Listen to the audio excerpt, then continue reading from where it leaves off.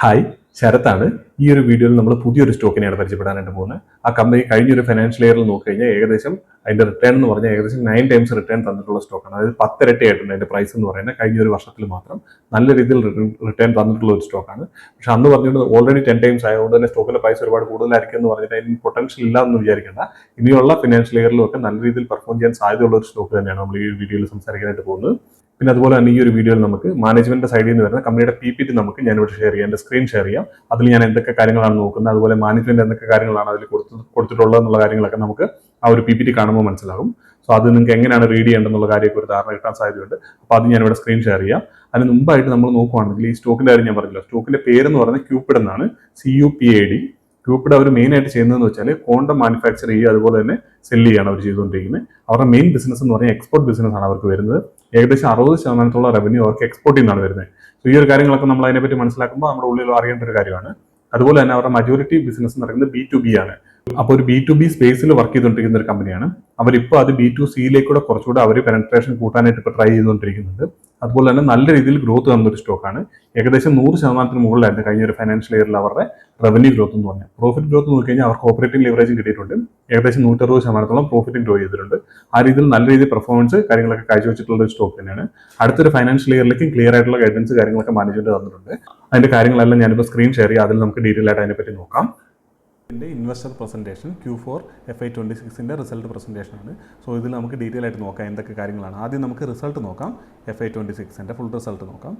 അതിൽ റവന്യൂവിൻ്റെ കാര്യം ഇതാണ് അവരുടെ ഫുൾ റിസൾട്ടാണ്. FY26 FY25 ആയിട്ട് കമ്പയർ ചെയ്തിട്ടുള്ള റിസൾട്ടാണ്. ഇത് റവന്യൂ ഫ്രം ഓപ്പറേഷൻസ് എന്ന് പറയുന്നത്, അവർ ഓപ്പറേഷൻസിൽ നിന്നുള്ള റവന്യൂ എന്ന് പറയുന്നത് 357.7, ഏകദേശം 358 കോടിയാണ് അവരുടെ റവന്യൂ എന്ന് പറയുന്നത്. അതുപോലെ തന്നെ അത് ഓപ്പറേഷൻസിൽ നിന്നുള്ള റവന്യൂ ആണ്. അതറിൻ കൂടെ കൂട്ടി ഏകദേശം 391 കോടിയാണ് അവരുടെ ടോട്ടൽ റവന്യൂ എന്ന് പറയുന്നത്. അതെന്ന് പറയുന്നത് ഏകദേശം 92% ഗ്രോത്താണ്. ഓൾമോസ്റ്റ് 100% അടുത്തുള്ള ഗ്രോത്താണ് റവന്യൂ ടോപ്പ് ലൈനിൽ വന്നിരിക്കുന്നത്. അതുപോലെ തന്നെ അവിടെ നമ്മുടെ പ്രോഫിറ്റിൻ്റെ ഗ്രോത്ത് നോക്കി കഴിഞ്ഞാൽ ഫുൾ ഇയറിൽ ഏകദേശം 164-165% പ്രോഫിറ്റ് ഗ്രോത്തും വന്നിട്ടുണ്ട്. 108 കോടിയാണ് അവരുടെ പ്രോഫിറ്റ് എന്ന് പറയുന്നത്. അപ്പം ഞാൻ പറഞ്ഞില്ല, 357 ഓപ്പറേഷൻസിൽ നിന്ന് 391 total revenue. Management guidance clear ആയിട്ടുണ്ടായിരുന്നു. 358 എന്ന് പറയുന്നതിന് പകരം 335 മുകളിൽ നമ്മൾ പെർഫോം ചെയ്യുന്നുള്ള കാര്യമാണ് മാനേജ്മെൻറ്റ് പറഞ്ഞിരുന്നത്. അപ്പോൾ 335 മുകളിൽ 358 വരെ പെർഫോം ചെയ്തിട്ടുണ്ട്. അതുപോലെ തന്നെ പ്രോഫിറ്റ് 108 കോടി, അതായത് 100 കോടിക്ക് മുകളിൽ ഉണ്ടാകുന്നുള്ള കാര്യമാണ് മാനേജ്മെൻറ്റ് ഗൈഡ് ചെയ്തിരുന്നത്. സോ അതിനനുസരിച്ച് അവർ ഏകദേശം 108 കോടിയോളം പ്രോഫിറ്റും ജനറേറ്റ് ചെയ്തിട്ടുണ്ട്. ബാക്കിയുള്ള എല്ലാ കാര്യങ്ങളും നോക്കിക്കഴിഞ്ഞാൽ നമുക്ക് കൃത്യമായിട്ട് അവരുടെ ഇമ്പ്രൂവ്മെൻറ്റ് കാര്യങ്ങൾ വരുന്നത് കാണാൻ പറ്റും. ഇപ്പോൾ EBITDA നോക്കിക്കഴിഞ്ഞാൽ ഏകദേശം 180% EBITDA ഗ്രോത്ത് ഉണ്ട്. നമ്മളിനിപ്പോൾ Q4 റിസൾട്ട് കമ്പയർ ചെയ്യണമെങ്കിൽ ഇവിടെ കമ്പയർ ചെയ്യാം. 116% റവന്യൂ ഗ്രോത്തും അതുപോലെ തന്നെ 215% പ്രോഫിറ്റ് ഗ്രോത്തുമാണ് കമ്പനിയിൽ മൊത്തത്തിൽ കാണിച്ചിരിക്കുന്നത്. പിന്നെ അതുപോലെ തന്നെ മാർജിൻസിൻ്റെ കാര്യം നോക്കിയാൽ ഇവിടെ തൊട്ട് മുകളിൽ തന്നെ കൊടുത്തിട്ടുണ്ട്. മാർജിൻസ് 32.6% EBITDA മാർജിൻ കൂടിയിട്ടുണ്ട്. 22% കഴിഞ്ഞ് FY25 22.7 ഉണ്ടായിരുന്നു. FY26 വന്നപ്പോൾ 32.6 ആയിട്ടുണ്ട്. അതുപോലെ തന്നെ പാറ്റ് മാർജിൻ നോക്കിയാലും 22.8 നിന്ന് 30% മാർജിൻസ് കൂടിയിട്ടുണ്ട്. മാനേജ്മെൻറ്റ് അടുത്ത ഫൈനാൻഷ്യൽ ഇയറിലേക്ക് ക്ലിയർ ആയിട്ടുള്ള ഗൈഡൻസ് തന്നിട്ടുണ്ട്. സോ അതിനെ പറ്റിയിട്ടൊക്കെ നമുക്ക് സംസാരിക്കാം. ഇതുപോലെ തന്നെ നമ്മളിപ്പം ഇവിടെ Q4 റിസൾട്ട് നോക്കിയാൽ Q4 EBITDA മാർജിൻ 31.27 ആണ്. ഫുൾ ഇയറിൽ 32.63. അതുപോലെ തന്നെ പാറ്റ് മാർജിൻ നോക്കിയാൽ 30.23 ആണ് ഈ Q4 ഇത് Q4 ആണ് ഈ കൊടുത്തിരിക്കുന്നത്. ഇനി നമുക്ക് ചെയർമാൻ്റെ മെസ്സേജ് ഉണ്ട്, അത് നമുക്ക് നോക്കാം. അത് ഏകദേശം ഫ്രണ്ടിലായിട്ടാണുള്ളത്. നമുക്കിപ്പോൾ മേളിൽ നിന്ന് തന്നെ നോക്കി വരാം, അതായത് ഓരോ പേജ് നോക്കി തന്നെ വരാം. ഇത് ഫസ്റ്റ് പേജ്, അത് കഴിഞ്ഞിട്ട് ഈ പേജിലൊന്നും ഇമ്പോർട്ടൻ്റ് ആയിട്ടുള്ള പേജില്ല. പിന്നെ അവരുടെ ബേസിക് ആയിട്ട് എന്താണെന്നുള്ള കാര്യമാണ് പറഞ്ഞിരിക്കുന്നത്. ഇവിടെ നമ്മൾ നോക്കിക്കഴിഞ്ഞാൽ ചെയർമാൻ്റെ കമൻറ്റ് ഉണ്ട്. അവിടെ ക്ലിയർ ആയിട്ട് കാര്യങ്ങൾ അവിടെ പറഞ്ഞിട്ടുണ്ട്. FY26 ഗൈഡൻസിന് മുകളിൽ പെർഫോം ചെയ്തെന്നുള്ള കാര്യമാണ് ഇവിടെ പറയുന്നത്. ഏകദേശം 358 കോടി ഓപ്പറേഷൻസിൽ നിന്ന് റവന്യൂ വന്നിട്ടുണ്ട്. അതുപോലെ തന്നെ പ്രോഫിറ്റ് 108 കോടി നമ്മളിപ്പോൾ നോക്കിയതാണ്. പിന്നെ അതുപോലെ തന്നെ താഴേക്ക് വന്നു കഴിഞ്ഞാൽ അവരിനിപ്പോൾ അവരുടെ എക്സ്പാൻഷൻ പ്ലാനിനെ പറ്റിയിട്ടാണ് പറയുന്നത്. ഞാൻ പറഞ്ഞല്ലോ, കമ്പനി മെയിനായിട്ട് മേക്ക് ചെയ്യുന്ന കോണ്ടംസ് ആണ്. മെയിൽ കോണ്ടം ഉണ്ട്, ഫീമെയിൽ കോണ്ടം ഉണ്ട്. അതിനകത്ത് ഈ ഫീമെയിൽ കോണ്ടത്തിൽ അവർ പുതിയൊരു പ്രൊഡക്റ്റിലേക്ക് കിടക്കുന്നുണ്ട്. അതാണ് ഇവിടെ കൊടുത്തിരിക്കുന്നത്. നൈട്രയൽ എന്ന് പറഞ്ഞിട്ട് പുതിയൊരു ഫീമെയിൽ കോണ്ടം അവർ ഇൻട്രൊഡ്യൂസ് ചെയ്യുന്നുണ്ട്. അതെന്ന് പറഞ്ഞാൽ പ്രീമിയം പ്രൊഡക്റ്റാണ് വരുന്നത്. അപ്പോൾ അതിൻ്റെ പ്രൈസ് കാര്യങ്ങൾ കൂടുതലായിരിക്കും. അതുപോലെ തന്നെ അതിൻ്റെ മാർജിൻസും കൂടുതലായിരിക്കും. മാർജിൻസ് കൂടുമ്പോഴത്തേന് പ്രൊഡക്റ്റിൻ്റെ മാർജിൻ കൂടുമ്പോഴത്തേന് ഓൾറെഡി കമ്പനിയിൽ മൊത്തത്തിലുള്ള മാർജിൻ ഇമ്പ്രൂവ് ആവുകയും അവരുടെ പ്രോഫിറ്റ് അടക്കമുള്ള കാര്യങ്ങളുടെ മാർജിൻസ് ഇമ്പ്രൂവ് ആകാനായിട്ട് ഹെൽപ്പ് ചെയ്യുന്നൊരു കാര്യമാണ്.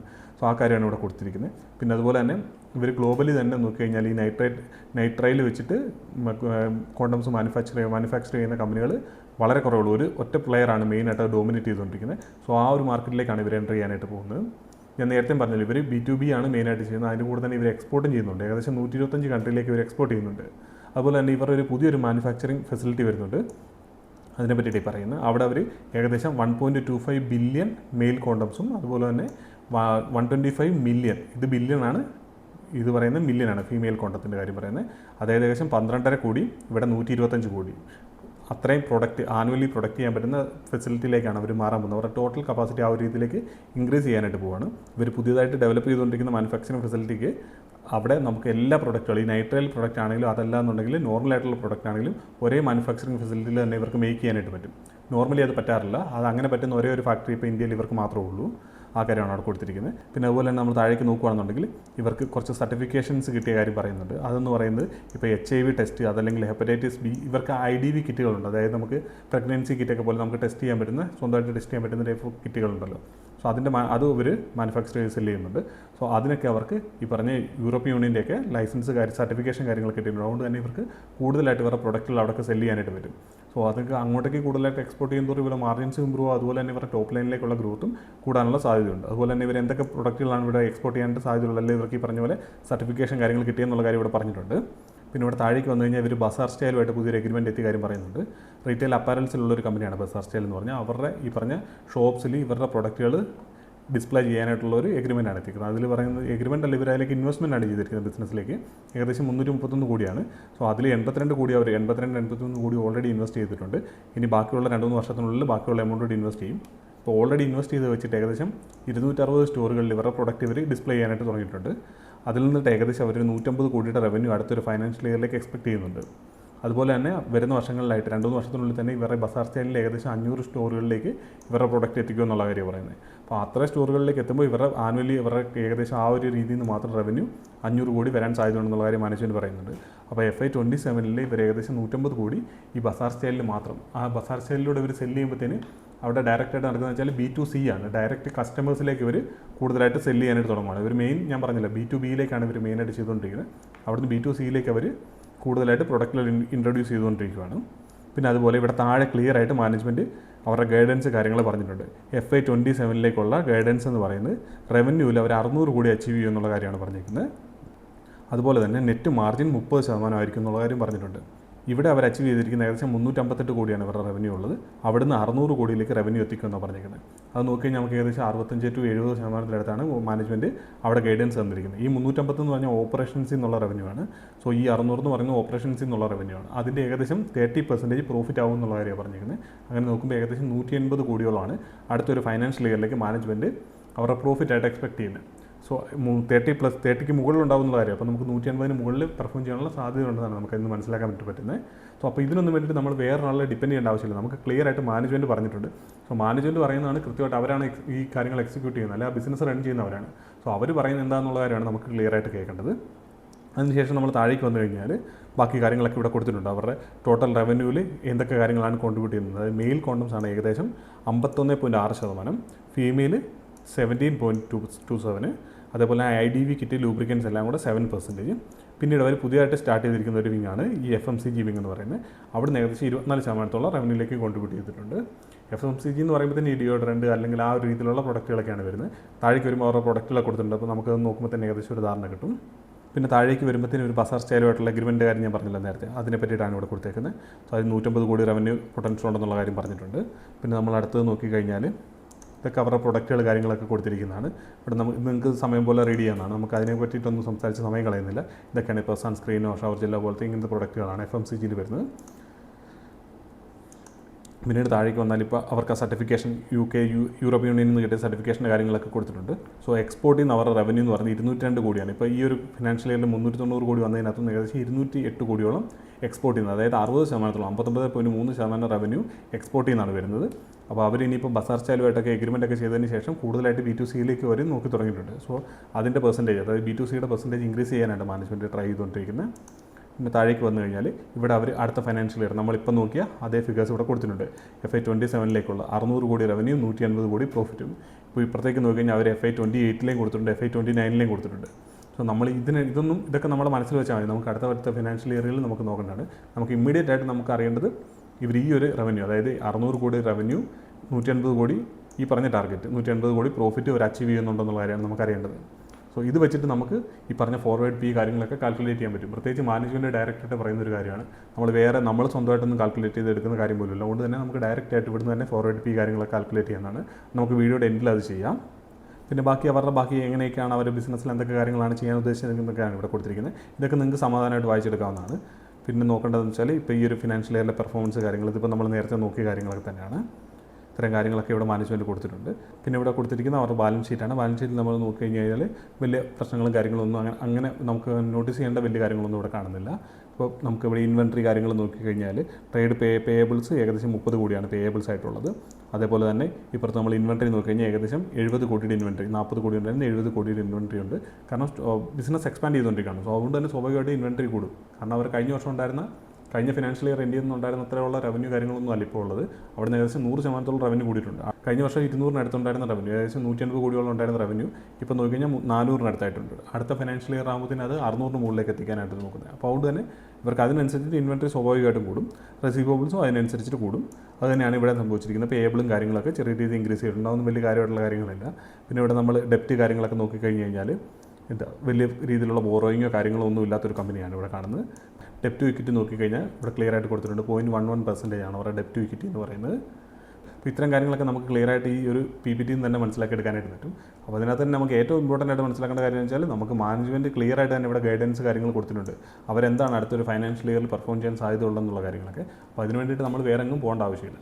അപ്പോൾ ഈ 150 കോടി വെച്ചിട്ട് നമുക്ക് ഇനി ഇതിൻ്റെ ഫോർവേഡ് PE കാര്യങ്ങളൊക്കെ കാൽക്കുലേറ്റ് ചെയ്യാം. അപ്പോൾ ഇത്രയും കാര്യങ്ങളാണ് എനിക്ക് മെയിനായിട്ട് ഷെയർ ചെയ്യാനായിട്ടുള്ളത്. സോ ഇതിൽ നിന്ന് ഏകദേശം ഒരു കമ്പനിയെ പറ്റിയിട്ടുള്ള ധാരണ എല്ലാവർക്കും ഉണ്ടായിക്കാണെന്ന് വിചാരിക്കുന്നു. അതുപോലെ തന്നെ നമ്മൾ എന്തൊക്കെ കാര്യങ്ങളാണ് PPT നോക്കേണ്ടതും അല്ലെങ്കിൽ മാനേജ്മെന്റിന്റെ സൈഡിൽ നിന്ന് ഡയറക്റ്റ് ആയിട്ടുള്ള PPT നമ്മൾ നോക്കുമ്പോൾ അല്ലെങ്കിൽ അവരെന്തൊക്കെയാണ് പറയുന്നുള്ള കാര്യം അറിയുമ്പോഴത്തേന് നമുക്ക് സ്റ്റോക്കിനെ പറ്റി കൃത്യമായിട്ടുള്ള ഒരു ധാരണ കിട്ടും. നമുക്ക് അതിന് വേണ്ടിയിട്ട് തേർഡ് പാർട്ടി, അതായത് മൂന്നാമത് വേറെ ആളുകൾ പറയേണ്ട കാര്യങ്ങൾ ശ്രദ്ധിക്കേണ്ട ആവശ്യം പോലുമില്ല. ഇതിലിപ്പോൾ ജസ്റ്റ് മാനേജ്മെന്റ് അവരുടെ PPT കൊടുത്തിരിക്കുന്ന കാര്യം മാത്രമാണ്, അവരുടെ പ്രസന്റേഷനിലുള്ള കാര്യം മാത്രമാണ്. ഇതല്ലാതെ മാനേജ്മെന്റ് ഡയറക്റ്റ് ആയിട്ട് അവരുടെ ബാക്കിയുള്ള ബിസിനസ്സിൽ അല്ലെങ്കിൽ നമ്മുടെ ചോദ്യങ്ങൾക്കൊക്കെ ആൻസർ ചെയ്യാറുണ്ട്.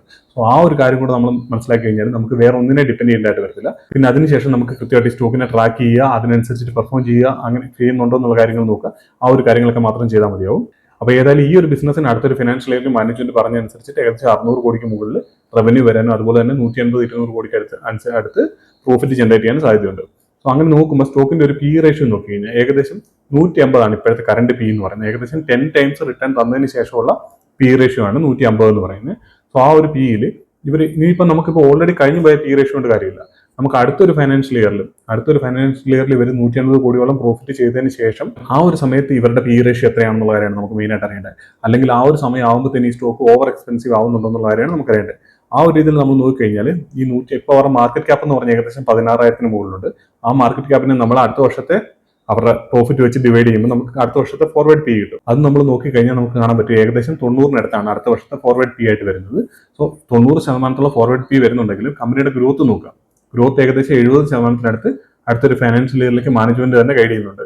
അപ്പോൾ അവരുടെ പെഗ് റേഷ്യോ കാൽക്കുലേറ്റ് ചെയ്യുന്നത് എങ്ങനെയാണ്? PE ഡിവൈഡഡ് ബൈ ഗ്രോത്ത് എന്ന് പറയുന്നത്. PE എന്ന് പറയുന്നത് 90 ഡിവൈഡ് ബൈ 70 ആണ് വരുന്നത്. അപ്പോൾ ഏകദേശം ഒരു 1.3 അവരുടെ പെഗ് റേഷ്യോ അവൈലബിൾ ആയിട്ടുള്ളത്. ഇവിടെ നമ്മൾ എടുത്തിരിക്കുന്നത് നമ്മൾ എപ്പോഴും എടുക്കുന്ന പോലെ തന്നെ റവന്യൂ ഗ്രോത്തിന്റെ കാര്യം മാത്രമാണ്.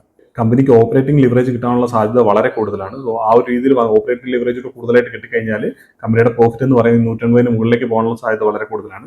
സോ ആ ഒരു രീതിയിലൊക്കെ വന്നു കഴിഞ്ഞാൽ പെഗ് റേഷ്യോ എന്തായാലും നമ്മൾ ഇപ്പോൾ കാൽക്കുലേറ്റ് ചെയ്ത് വെച്ച് നോക്കുമ്പോൾ തന്നെ ഏകദേശം 1.3 പെഗ് റേഷ്യോ തന്നെ വരുന്നത്. ആ ഒരു രീതിയിൽ നോക്കുമ്പോൾ പെഗ് റേഷ്യോ 1 മുകളിലാണ്. കുറച്ച് എക്സ്പെൻസീവ് അല്ലേന്ന് തോന്നിയേക്കാം. പക്ഷേ ഈ ഒരു രീതിയിൽ അത്യാവശ്യം പ്രഡിക്റ്റബിൾ ആയിട്ട് മാനേജ്മെന്റ് ക്ലിയർ ആയിട്ട് ഗൈഡൻസ് തരികയും അതിനനുസരിച്ച് പെർഫോം ചെയ്യുന്ന ഒരു സ്റ്റോക്കിൽ ഈ ഒരു രീതിയിലുള്ള PE റേഷ്യോയിലൊക്കെ തന്നെ അവൈലബിൾ ആവുള്ളൂ.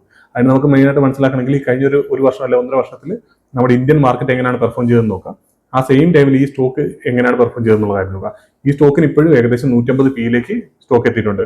അതിന്റെ കുറഞ്ഞ PEയിൽ നിന്നിട്ട് ഈ ഒരു മാർക്കറ്റ് ഇത്ര മോശമായ കണ്ടീഷനിൽ പോലും ഇത്രയും പ്രൈസ് കൂടിയതിന് ശേഷമാണ് ഈ 150 PEയിലേക്ക് എത്തിയിരിക്കുന്നത്.